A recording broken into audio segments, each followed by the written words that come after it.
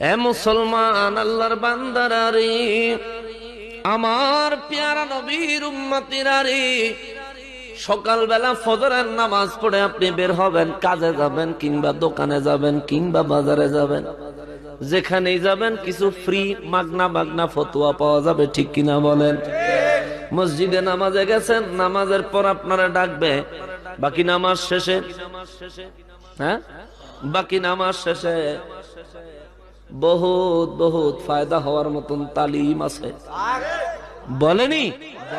এই মানুষগুলো মসজিদের মিম্বারে দাঁড়াইতে চায়, অথচ ইসলামিক কোন শিক্ষা তাদের মধ্যে নাই।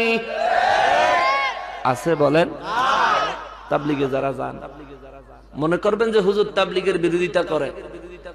তাবলিগের নামে বাটপাড়ির বিরোধিতা হুজুর আজীবন করছে, ভবিষ্যতেও করব।